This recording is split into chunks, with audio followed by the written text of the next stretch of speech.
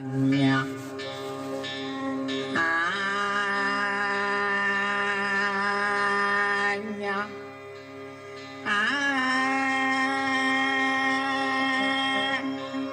பாடினா என்ன ஆகுது?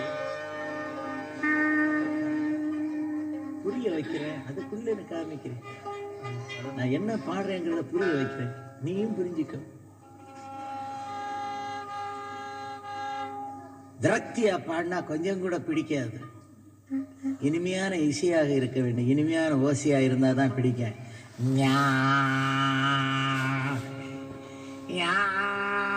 சில பேர் இப்படிதான் வித்வான்கள் பாடுவாங்க மேடையில் உட்காந்து.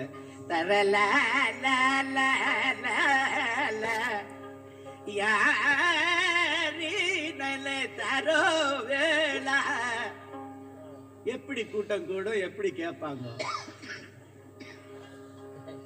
இனிமையான இசை என்று கூட்டம் வருவது அது மற்றவர்களை இசையை வைப்பதால் தான் வருகிறார்களே ஒழிய அந்த பக்குவம் தெரியணும். தெரிஞ்சால்தான் கூட்டமே கூடும். அந்த கூட்டம் கூட வைப்பதற்கு பின்னால பேக்ரவுண்ட்ல இருந்து ஒழுங்கா வேலை செய்யணும். பேக்ரவுண்ட்ல ஒழுங்கா வேலை செஞ்சிருச்சுன்னா கூட்டம் மடமடன்னு வந்துடணும். நான் பாடவில்லை, நீ பாட வைக்கிறாய் என்கிற ஒரு நினைவில் பாடினால் கூட்டம் வந்துகிட்டே இருக்கும், இசையும் இனிமையாக இருக்கும்.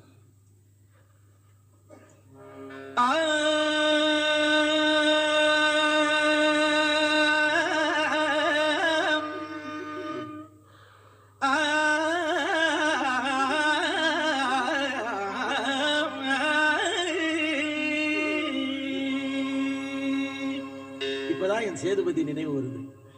என் சேதுபதி எங்க என்ன செய்யறாரோன்னு நினைவு வருது. இந்த இடத்துல சிவபெருமான் அல்லவா, அவர் அங்கு இருந்து கொண்டு ஆட்சி புரிந்து கொண்டிருக்கிறார்.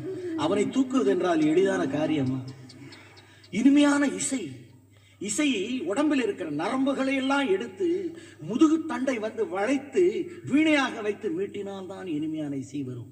அது சாதாரணமாக வருவதல்ல.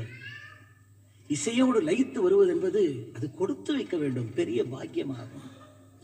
பாட்டும் நானே பாவம் நானே,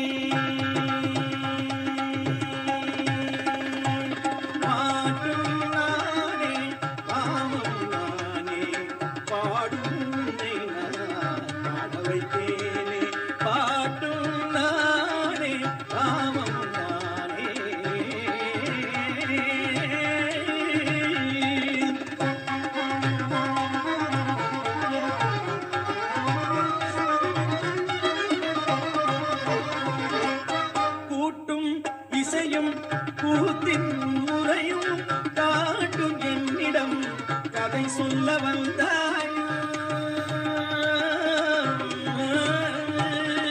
கூட்டும் இசையும் கூத்தின் முறையும் காட்டும் என்னிடம் கதை சொல்ல வந்தாயோ. பாட்டும் நானே பாவம் நானே, பாடும் உன்னை நான் பாட வைத்தேனே. பாட்டும்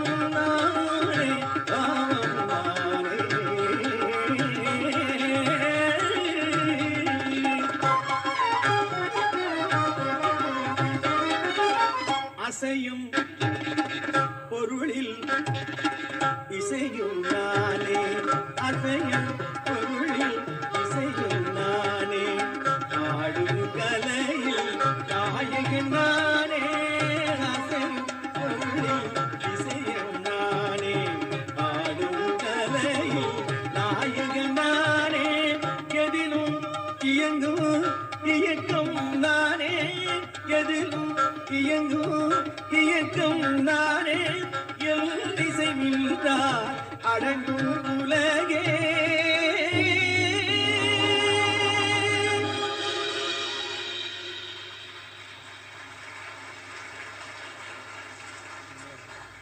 நான் அசைந்தால் அசையும் அகிலம் எல்லாமே,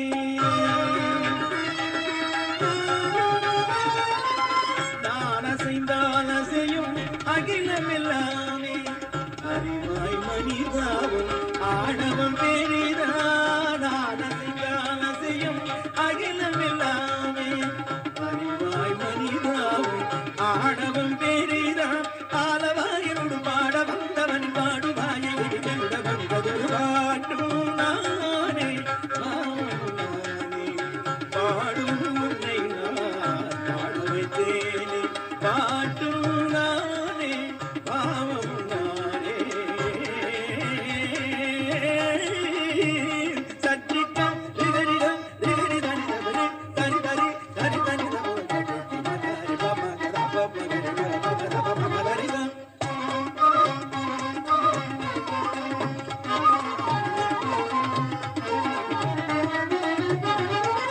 சகரிக சரி நிதரி நிததா தரி தரி தப பாப நிதரி